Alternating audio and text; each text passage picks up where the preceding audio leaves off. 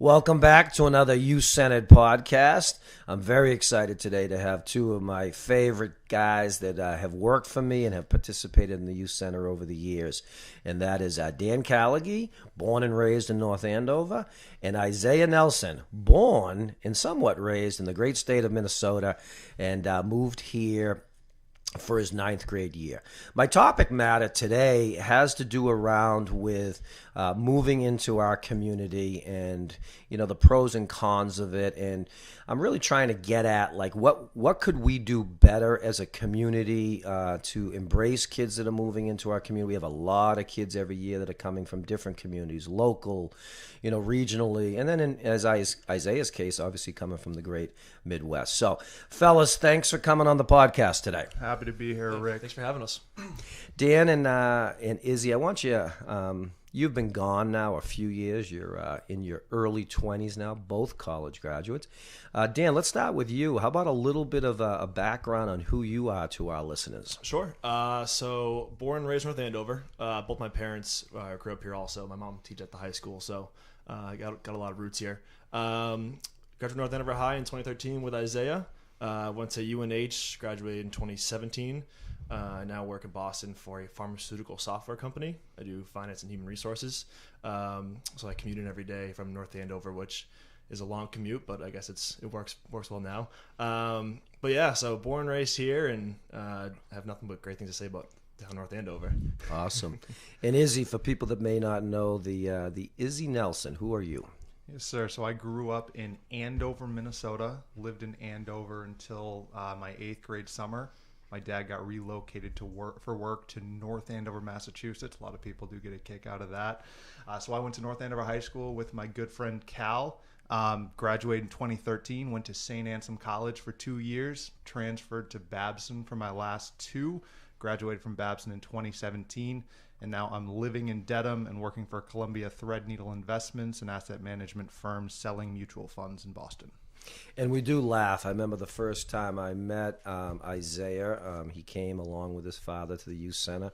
I didn't know at that point he was a big fan of basketball, and he wanted to get involved with not only the high school team but the youth center. And the first thing I found out was he was from Andover, Minnesota, and that stuck in my brain right away because of our lovely relationship with our next-door neighbor, Andover, Massachusetts. But is one of the things we're trying to talk to today about is, what's it like? I don't know if people can really put themselves in the mind of a kid that's moving into our community. I mean, I love our community. I think we are a wonderful community. I think we do wonderful work. But sometimes I think it gets lost. It's not always easy for a kid to move in, especially at the age that you and your sister, and if I'm correct, your sister moved in, I think she was a 7th grader at the time? That's correct. So tell me first, Dad gets a job move and you end up in our great community of North Andover. What were your first, what was your feelings about having to go to North Andover from Minnesota, the only thing you've really known? And if you could talk a little bit about what the emotions was before you stepped foot in your new house. Yeah, sure. So I was very, very upset about having to leave my friends, about having to go to a new school, pack up, move to really a place that I had no idea about anything about. So I probably moved at the worst time possible, being the end of July and the full month of August, going into high school, going into a new school. So I was just kind of sitting in my new house by myself, and I have the best parents in the world, and I was just very, very upset with them at that time. Things didn't really change until I joined the North Andover 9th grade football team, coached by Andy Van Horn, who's been on the podcast. He's one of the most influential people I've ever met in my life. And that's where it really, really started to change. I got affiliated with a great group of friends to this day, still some of my best friends. And that's really what got me introduced to North Andover. Is like, hey, this could work out. So the emotions, you were kicking and screaming to a certain degree. So you land here and also kind of what I call a little bit of a dead time, right? Yep. It's, school's not in session. You've got this anticipation that you got to start school, and interesting. And obviously, you know what I think of Andy Van Horn. Getting involved with football was probably a great thing, right? Get you involved. But as you were heading into school there, talk to us a little bit, because I'm trying to get in the mind of, at that point, I think you were a 14-year-old kid. What were you feeling? Was there anxiety? Was there fear? Was there anger? So I felt all of those emotions. I'd say one of the biggest ones was I was scared. So having a group of friends that I made in the 2 weeks that we had for football practice really made it a lot easier. So when I came into school, I had 25, 30 people who I knew their names, and I had someone to sit with at the lunch table, and I had someone to sit by in class, and I felt going into football practice, I just felt alone. And when you have those friends and you have, a support system like a football team, it makes it a lot easier, and you're not nearly as scared as you would have been otherwise. And those guys that you started, let's give a little shout out. Who were some of those guys on the football team? And that leads into your amazing relationship you have with our other guest here, Dan Callagy. So who were those guys on the football team that you connected with right away? Yeah, so two names would be Nick Oswald, who's one of my best friends to this day, and Glenn Hartford, another one who's one of my best friends to this day.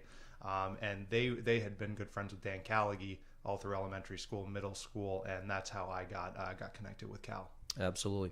Now, Cal was not a football player, correct? He had an injury. Is that right, Dan? That's why he didn't play? Yeah, it's called lack of skill. Dan, let me ask you something. And I'm trying to also get into the mind of a kid that has grown up in North Andover his whole life.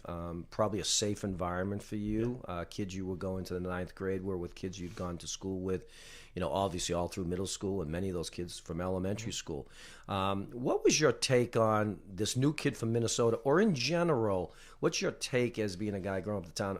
Do you even sympathize with somebody that's coming in right away that doesn't know anybody? Yeah, so when I was in 3rd grade, we moved across town. So I changed elementary schools in the middle of my elementary career. So I had 2 years at Kittredge School, moved to where I am now for Franklin School. So I had to make all new friends in the middle of 3rd grade. I met Glenn, ironically, after my first day. And since then, Glenn's been my best friend. So I kind of ever since then, I've kind of sympathized with kids that came in to a new school, or to North Andover new, and just because it is hard being a new kid. Even I knew these kids I went to school, but going to middle school as a 6th grader, it's a whole new school. You're meeting new kids, so it's a lot of anxiety. And going to high school, it's a whole new thing. You're going to North Andover High School. All the the rumors about the 4th floor pool and all these different things. You are anxious. And I was nervous just for a freshman year, just because it was a new school. My mom teaches there. I had to make sure I still had friends, and I didn't play football, so I was I missed that month of all that camaraderie and all that stuff. So I think Isaiah and I had a quick connection just because of that. He's also a pretty nice kid. So, but I think overall, I think North Andover is really good at working with new kids. And I think Isaiah is kind of like a poster child for that almost. Yeah, he really is. And you obviously, the guys you've mentioned is, obviously from Dan and Oswald and Glenn Hartford, to me, some of the salt of the earth, great kids. And Dan, I've always said this, you're one of the nicest kids I've ever met. Do you believe that everybody just accepts a new kid, or do you think that maybe the other people are just so preoccupied with their own life that sometimes they don't even really realize that new kids are there? Yeah, it's probably the latter. I mean, I think I like to think people are inherently good, but obviously some people aren't. I think for the most part, at least for the kids that I was friends with, that we grew up with, we were all pretty accepting and pretty open to meeting new people and having new friends. I know that's not the case for everybody. Some people are kind of on their own agendas, and they have they're going their own speed. They're doing their own thing, which that's fine. I think some people are a lot better at being accepting, being open to new people than others are, though. Sure. Isaiah, you start off with football, which ended up being a really good decision, connecting you with the community.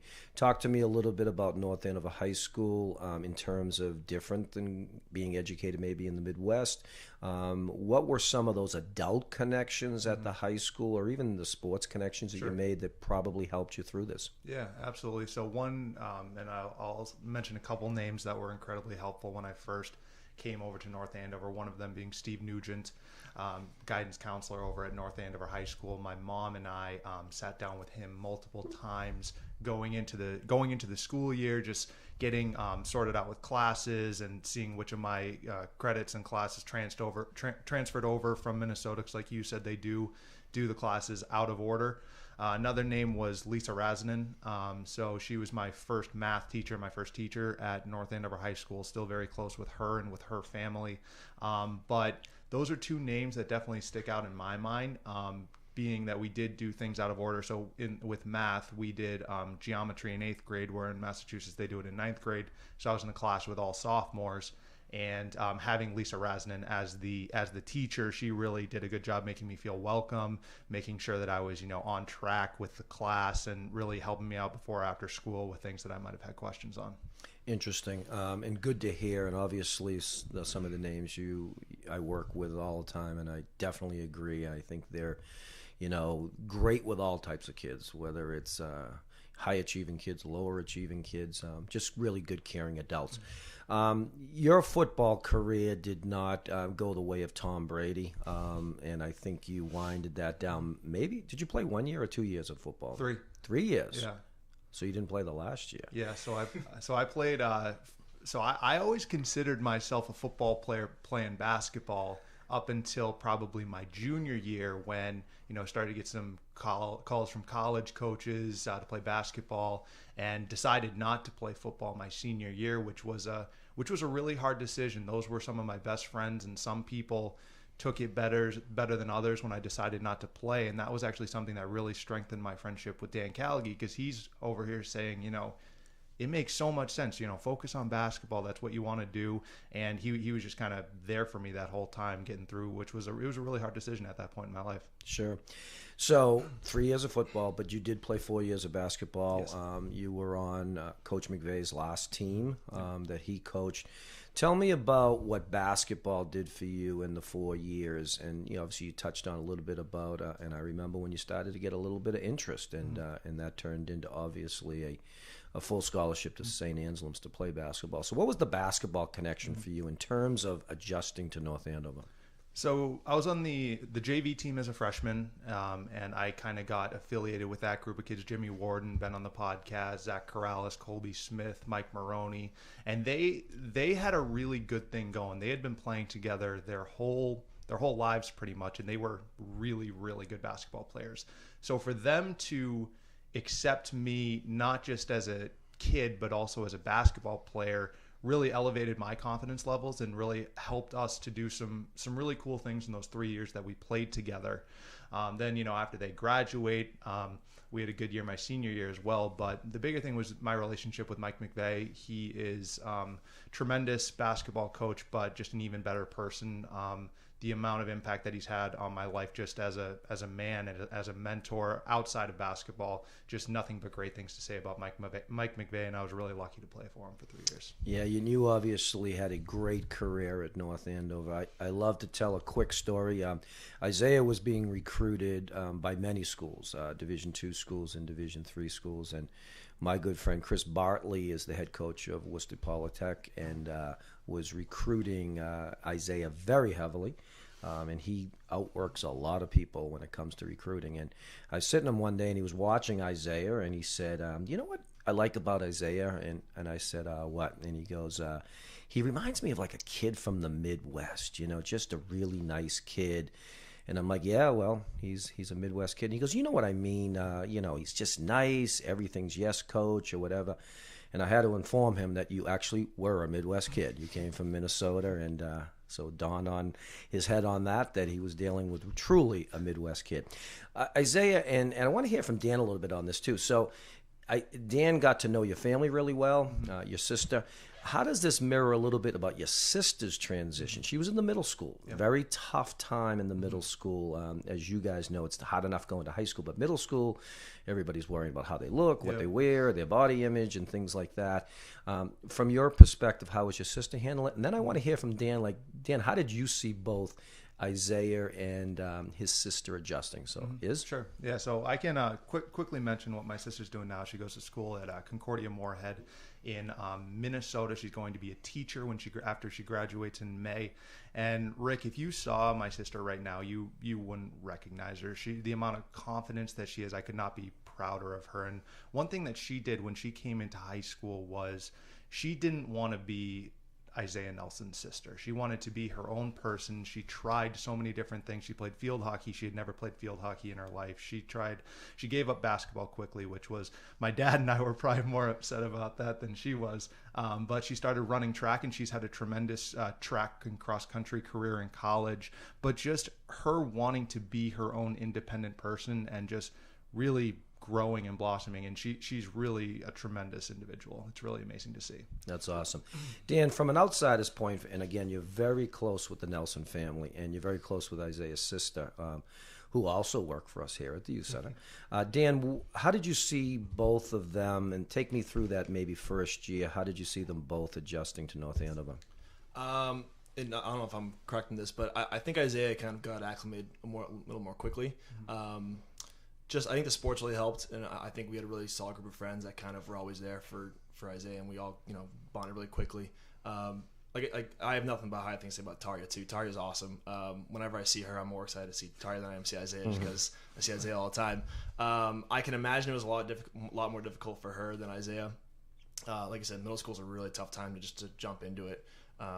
But T is awesome. I know she's kind of found her own way with all the cross country and the running she does, and like Isaiah had said, she's kind of become her own person. I'm very close to the Nelsons, and I could always kind of tell it was difficult for them to be here, and I really don't blame them either. My dad grew up in the Army, and he grew up in multiple cities and 10 states, and even across in Europe.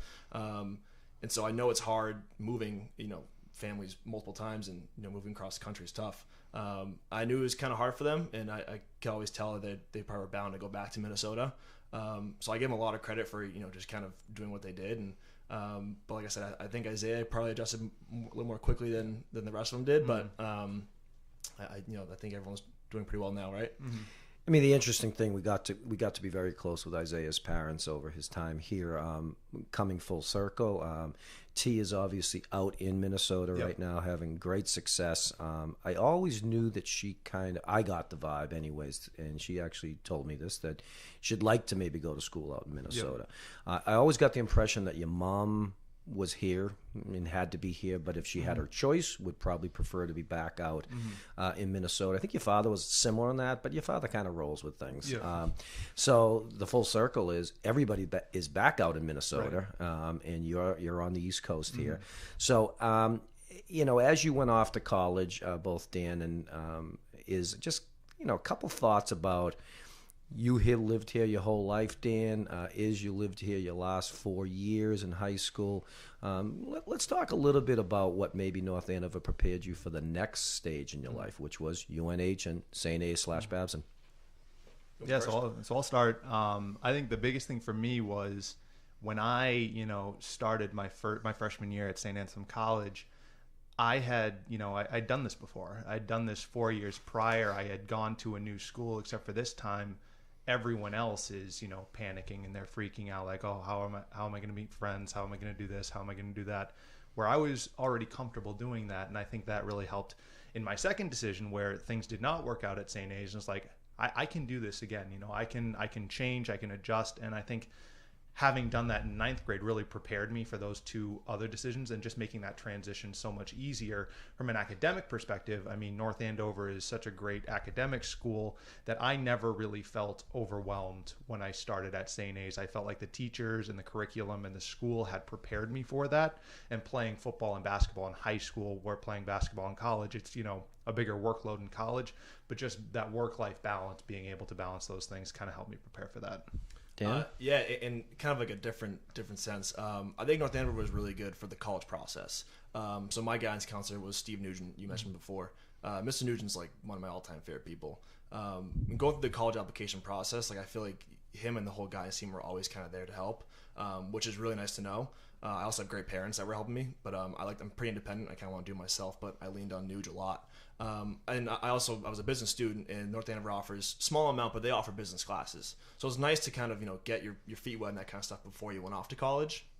If I can make one critique, and this is no one's fault in North Andover, but I think a big thing that college teaches you that's hard to learn in high school is, especially for the real world, decision making and problem solving are so important. Like learning the skills are great, and knowing all this knowledge, like having all this knowledge is perfect. But if you can't problem solve or make decisions quickly, you have a tough time. I think college does a really good job at that. I think the professors kind of throw a lot of different things at you. And again, it's not North Andover's fault. It's just it's different in high school to do this stuff. But I think, those two things are things that you learn in high school, but you kind of sharpen in college. In North Andover, again, it's no one's fault, but if that's something that I think could probably kind of be enhanced or worked on, that I think would really help, the college process and going to the college education.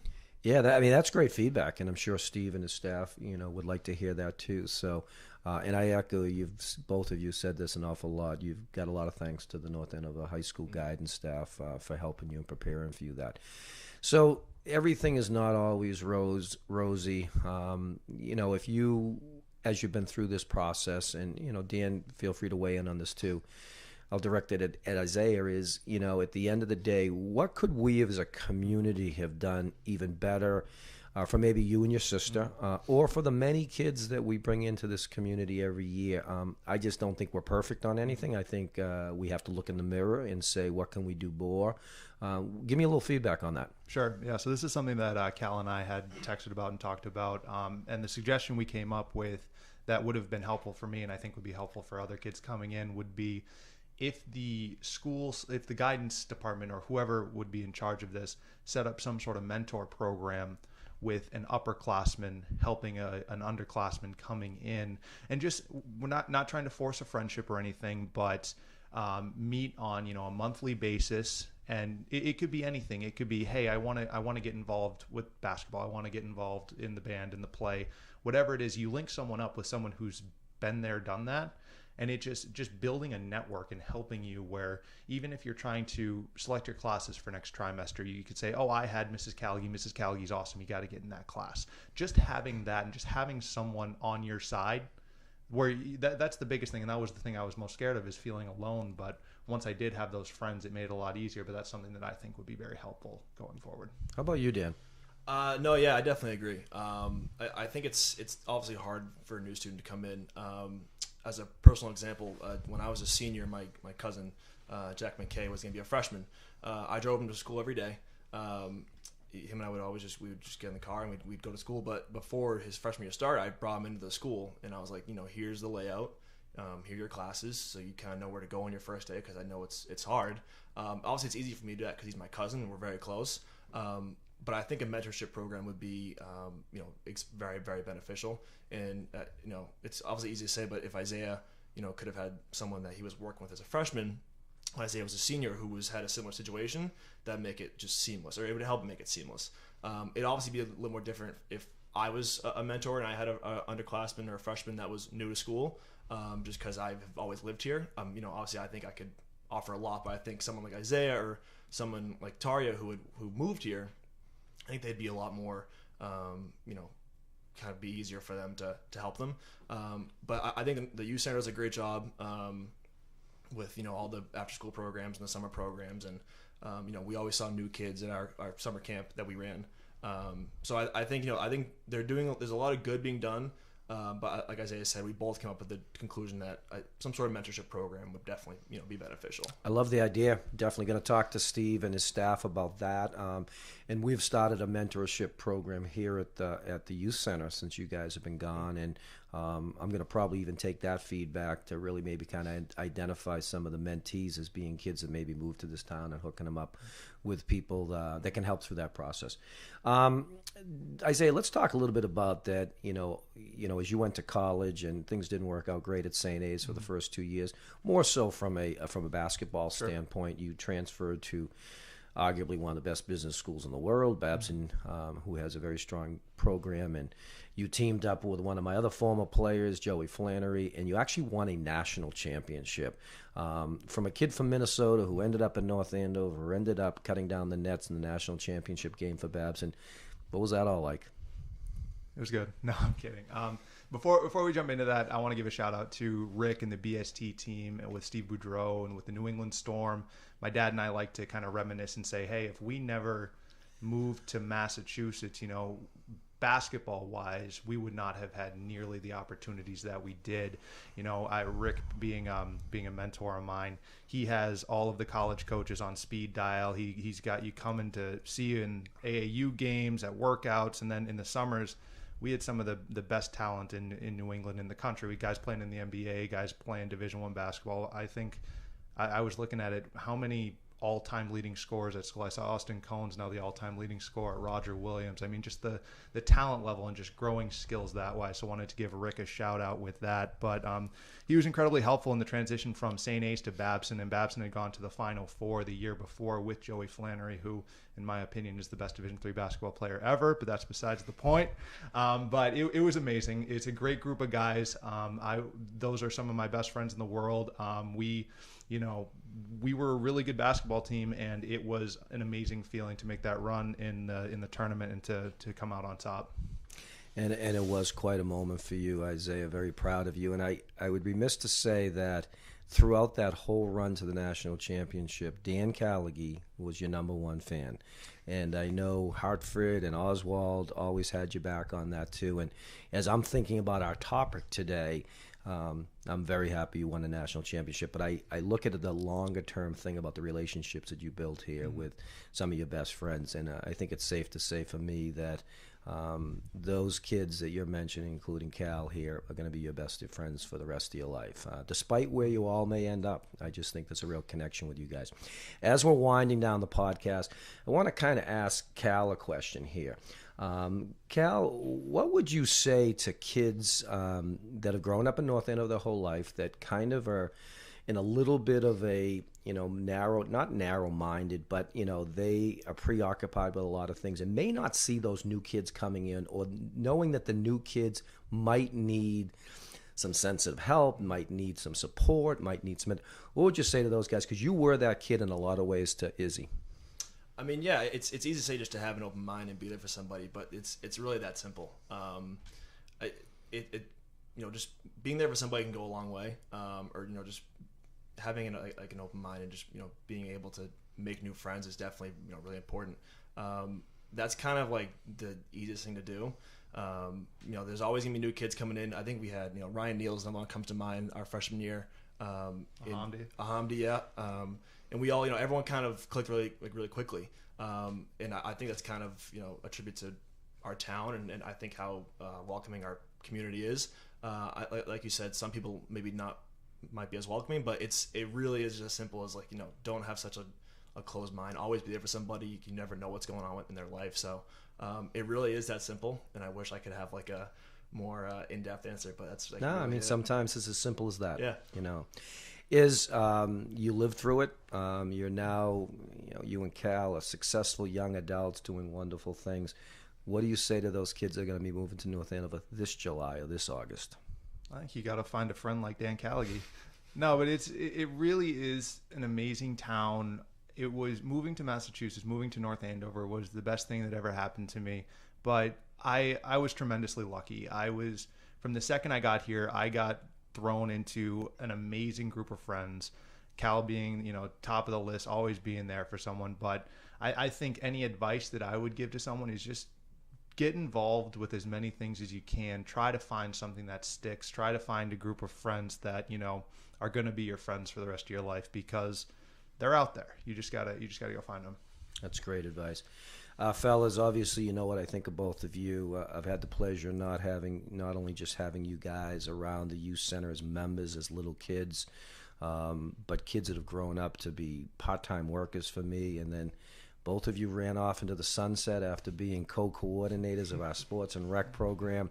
I hope the new people have been able to keep it up the way you guys did, but you guys are two special guys to me, two special guys to North Andover, and I wish you continued success, and I want to thank you guys for both coming on the podcast. Thanks for having us, Rick. Yeah, thanks, Rick.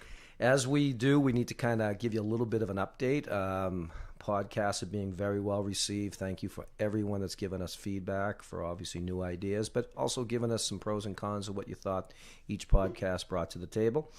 We have 2 coming up. Next week, we will have Maureen Ryan and Heidi Waters coming in to talk about the great Understanding Our Differences program within the school system. I'm loving to hear some of the great stuff that they're doing on a regular basis within our schools. And then on 4/5, we will have my assistant director, the wonderful Demi Tetrol, to be coming in to really update our entire parents on what summer 2019 is going to be like. And this year's theme is Aspire to Inspire. So thanks again for everybody coming on the podcast and for all those listening. And as we finish every podcast, we always say too much passion is not enough passion.